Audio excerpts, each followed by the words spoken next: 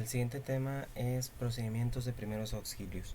Como ustedes ya sabrán, todos los trabajos tienen, aún así, aún implementándose el equipo de protección personal adecuado, aún midiendo las protecciones eléctricas y todo tipo de dispositivos de seguridad, siempre ocurre o puede ocurrir un accidente.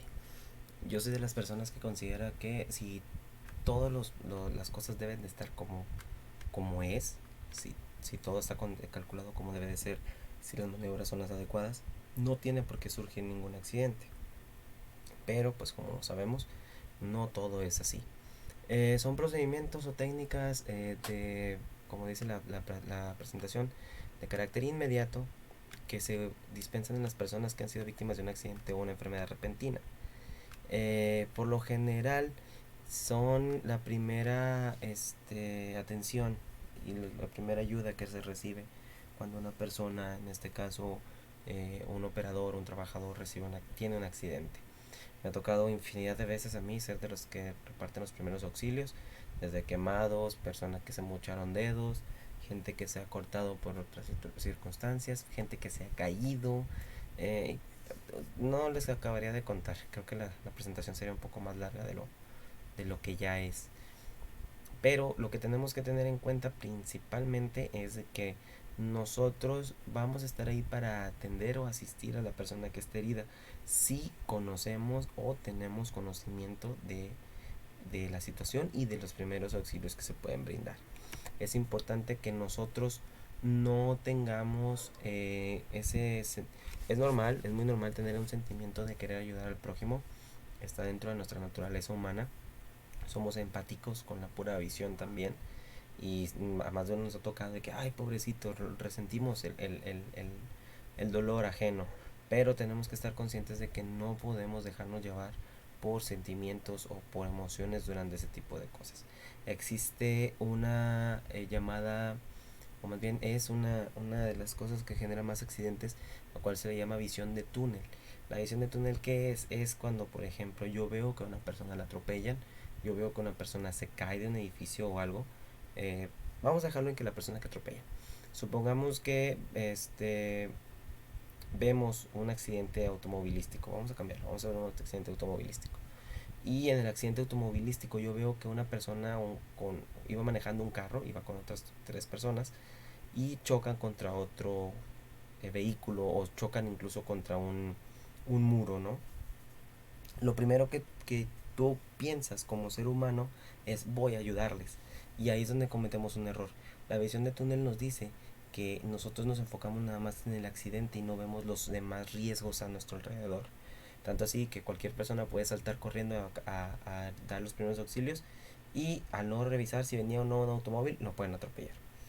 De igual manera sucede en los accidentes eléctricos o también en los áreas de trabajo donde hay eh, en cualquier tipo de área de trabajo existe esa visión de túnel y genera, en lugar de tener un accidentado o dos o tres, ahora tengo más porque las personas que querían acercarse pues obviamente se dejaban llevar por eso, ¿no? Nosotros en caso de lo eléctrico tenemos que tener bien consideradas muchas cosas. Una de esas es, si yo voy a atender a una persona que acaba de recibir una descarga eléctrica, primero tengo que revisar que no haya nada que me vaya a dar a mí otra descarga eléctrica y que no vaya a ser yo otra persona con un accidente.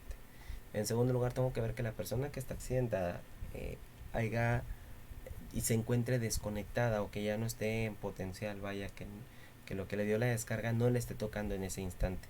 Porque si yo llego y lo toco, pues obviamente voy a recibir una descarga en menor magnitud, pero no por eso quiere decir que sea menos peligrosa. Aparte de eso, tenemos que también conocer los procedimientos que se tienen que hacer.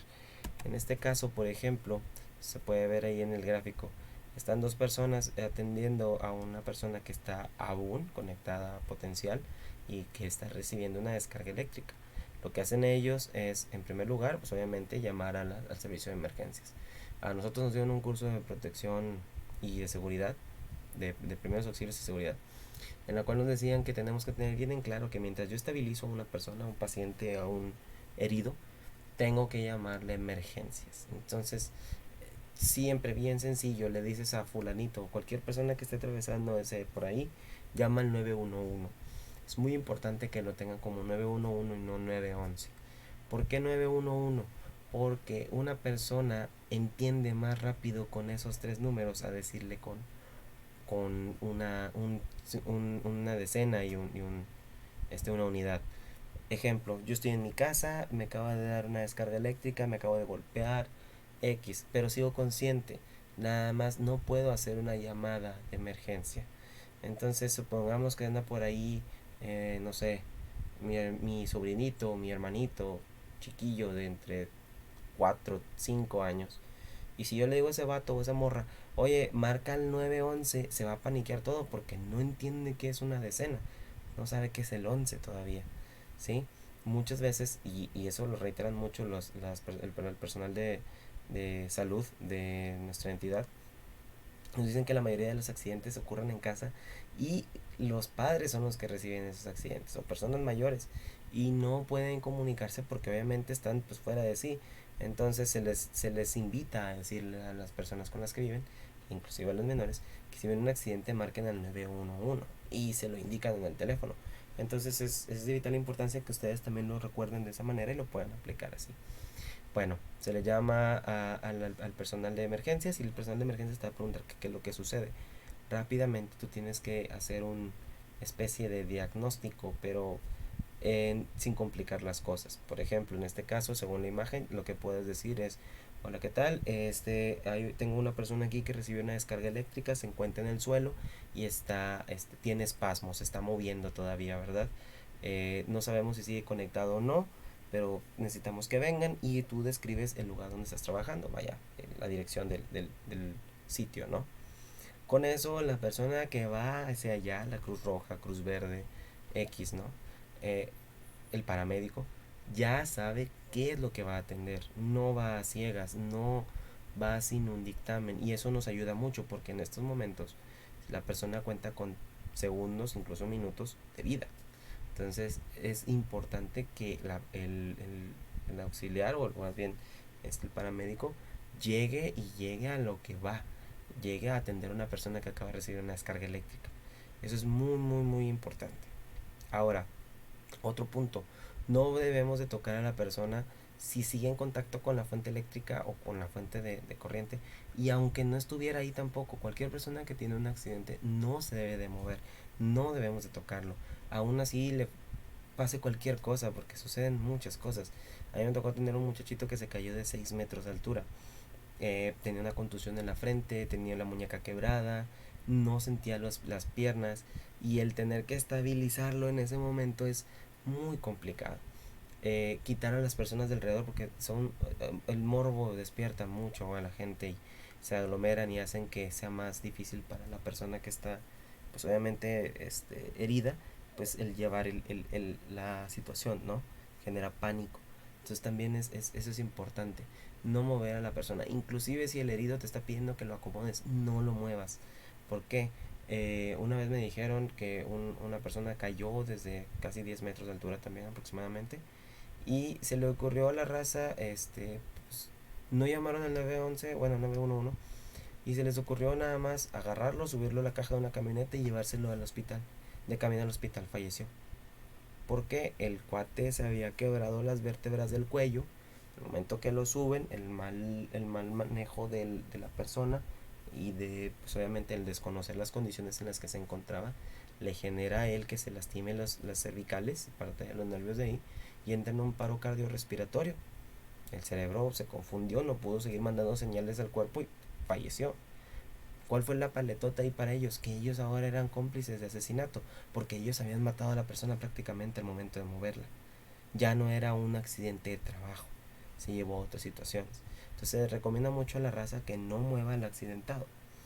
Ahora, si está conectado aún, es otro punto, busca la manera de desconectarlo, ya sea desconectando el interruptor, vas al dispositivo de seguridad. Les digo, muchas veces están muy lejos, entonces se busca un aparato que no sea conductor, en este caso madera, plástico, lo que sea, y simple y sencillamente se le retira el área que está en contacto aún con el conductor. Esto tiene que ser en cuestión de segundos, entonces es muy muy complicado que llegue a suceder, porque las personas, pues obviamente, al recibir una descarga de media tensión, tienes prácticamente segundos para poder sobrevivir. Es importante saber y tener esto en cuenta. Yo, por ejemplo, al momento que estoy trabajando en media tensión o me ha tocado trabajar en media tensión, cuando estoy con las personas, mis compañeros de trabajo, les digo, yo no me voy a meter a sacarte si está en una descarga. Si yo veo que tocas una línea de media tensión, por un accidente o lo que sea, yo no me voy a meter, o sea, no puedo arriesgarme. Mucha de la raza que recibe esas órdenes, pues por lo general se asustan, ¿no? No les gusta recibir ese tipo de órdenes, me incluyo. Pero de igual manera, si yo estoy trabajando y yo recibo una descarga, yo tengo también una orden con mis compañeros de que no entren por mí. El 100% de los accidentes que existen de electricidad, eso es una estadística que me comentaban hace varios años. El 100% de los accidentes que existen de electricidad lo vamos a hacer así. El 80% de las personas fallecen cuando estamos hablando de media tensión, alta tensión. Baja tensión no fallecen, pero sí pueden morir. Entonces, los electricistas de verdad, o las personas que están expuestas a esas condiciones de media tensión y alta, del 100% de sus accidentes, el 80% se muere. Eh, de ese 80%, pues obviamente se murió, quedó un 20%. De ese 20%, el 15% desearía haberse muerto, porque ellos terminaron, pues obviamente, con su físico, su estructura corporal, pues deshecha, ¿no? El 15% desearía haberse muerto. Muchas veces terminan tuertos, terminan sin dedos, sin extremidades, les da artritis debido a que la corriente eléctrica les calcina los cartílagos en las articulaciones. Muchas personas pierden partes de la nariz, orejas, cualquier extremidad, cualquier cosa que salga de nuestro cuerpo, en este caso dedos y todo eso. Pues obviamente es una parte en la que el conductor puede liberar energía, entonces muchos de ellos pierden ese tipo de cosas, o más bien partes de su cuerpo. Y de igual manera el 15% pues les debe haberse muerto, y de ese 15%, bueno, en lo que resta, el 5%, reciben la descarga y milagrosamente sobreviven. Eso va también debido a las condiciones de trabajo, debido al equipo de protección personal, debido a muchas condiciones. Es muy, muy, muy, muy poco probable, les digo, es muy, muy poco probable que una persona sobreviva. Y si sobrevive, o puede quedar mal de por vida, o puede ser más un susto en el cual le dio la descarga y milagrosamente la libró, ¿verdad? Entonces vienen estos tres puntos aparte. Cortar la corriente, como les decía, moverlo con un objeto de madera, lo que sea que se encuentre a su lado, si es algo que tenemos cerca. Pero usualmente las áreas de trabajo cuentan con un tapete o una especie de suelo, de goma, eh, aparte de pintura epóxica, ¿verdad? Pero un suelo que es antiderrapante y que a la vez también no es conductor, es aislante. Y existe una pintura que se aplica muy seguida en las áreas de trabajo de electricidad, las cual no genera estática, para no darnos descargas eléctricas cuando nos recarguemos en algún objeto, alguna viga, si estamos trabajando dentro de una nave industrial. De igual manera, toda la nave industrial está conectada a tierra para que no haya ese tipo de descargas, y si hay alguna descarga eléctrica, pues que no se vaya a tierra también. Si estás trabajando en línea de alto voltaje, no debes de acercarte a más de 6 metros mientras exista la corriente eléctrica. Intentar cortar el flujo de corriente eléctrica en una línea de alto voltaje es casi igual de peligroso como estar dentro de la línea de alto voltaje mientras tuviste el accidente. Es muy muy riesgoso si no cuentas con el equipo de protección indicado y si no sabes hacer la maniobra. Es muy muy difícil. Por eso es que se tiene esa orden. Y les digo, es una orden que está hablada o apalabrada con las personas, porque yo no podría cargar con el hecho de que por mí, por mi culpa, por mi falta de precaución, algún padre de familia, alguna compañera mía, también madre de familia, fallezca conmigo. O sea, no puedo, simple y sencillamente no puedo. Entonces esa orden se da muchas veces así en la cuadrilla, en lo personal, pero cualquier otro tipo de accidentes que tenga que ver con baja tensión, pues obviamente se pueden atender sin ningún problema, siempre y cuando tampoco nos expongamos. Muy bien, también es importante, el último punto. Ya que lo separaste de la corriente eléctrica, evita moverlo. ¿sí? No puedes mover a la persona, sobre todo el cuello y la cabeza, porque pueden tener alguna lesión vertebral, es lo que les comentaba con esto de la anécdota esta de estos muchachones que subieron a la persona. Generalmente pueden agravar la situación. Si la persona todavía tenía posibilidades de caminar, moverse o algo, en una de esas maniobras malas puedes generarle también incluso estar en estado vegetal o prácticamente matarlo. Esto ya es un poquito más acorde a que si tú te sabes los primeros auxilios. Las personas que van a impartir este tipo de ayuda generalmente se acomodan del lado derecho. Esto es para que la indicación es hacia el paramédico cuando llega, de que una persona que sabe que va a dar va a dar primeros auxilios, se pone de ese lado para controlar la situación, para poder estabilizar a la persona. A su vez, si llega un paramédico, pues también tiene el deber civil y pues obviamente personal de ayudarlo o asistirle en el momento en que se va a hacer los primeros auxilios, revisar si todavía tiene pulso, revisar si todavía tiene, si está consciente, revisar si está respirando. Lo que se hace muy seguido cuando una persona pierde la conciencia es en el esternón, que es un hueso que tenemos en el centro, bueno, no hueso, es un cartílago realmente. Tenemos en el centro del pecho, es una parte muy muy delgada de la piel que tenemos por ahí, en la cual si ustedes si llegan a sentir y clavan sus dedos en el centro del pecho, van a sentir cierto o un ligero malestar, aunque no utilicen mucha fuerza. Lo que se hace es prácticamente con los nudillos en las manos o con los mismos dedos, así como si le fueran a pegar al Chavo del 8 en la cabeza. Se hace o se hunde se hace un tallón ahí, un ligero tallón con nuestros nudillos o con nuestros huesos para que la persona reaccione. Si ustedes lo hacen, les aseguro, es un dolor prácticamente incontenible. Si lo recibes, eh, manoteas, te mueves mucho porque es muy doloroso y eso es instantáneo, o sea, prácticamente lo hacen y así como sientes el dolor también se desvanece. Las personas que están inconscientes generalmente se les da esta maniobra para que retomen la conciencia. Si no estás retomando la conciencia, tienes que revisar ahora sí si está respirando o si tiene un paro cardiorrespiratorio. En este caso se aplica lo que viene siendo el RCP. Ojo, si no sabes hacer RCP, no lo hagas. Hay personas que se meten meses tratando de aprender el RCP o aprendiendo el RCP, por lo cual no se debe hacer. Los que sí sepan hacerlo están conmigo y están de acuerdo en que es demasiado cansado, por lo que se requiere que a veces estén dos personas ahí tratando de reanimar al sujeto o mantenerlo estable lo más posible hasta que llegue la ayuda necesaria o lleguen hasta donde se tiene que llevar, en este caso un hospital. Si la víctima respira es preferible no moverlo porque tenemos que recordar que no sabemos si cuenta con lesiones internas. Entonces estar monitoreándolo cada 5 minutos, revisar su pulso, revisar su respiración. No creo que tome tanto tiempo que llegue un paramédico, pero sí toma un poco de tiempo llegar a los hospitales. Entonces revisar que no presente ningún tipo de shock o pérdida de conciencia durante ese tiempo.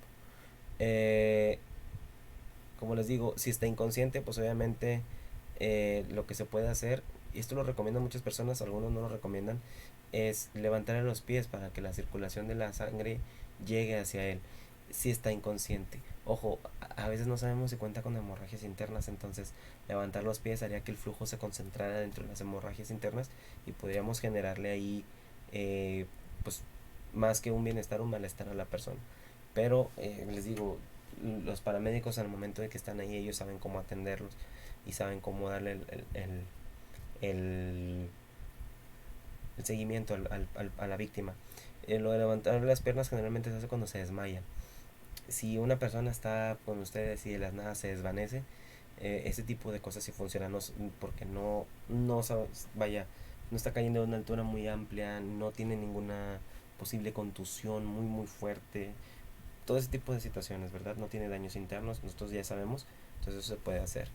Si se presentan quemaduras o si tiene algún tipo de corte o algo, se le requiere que se limpie en ese momento.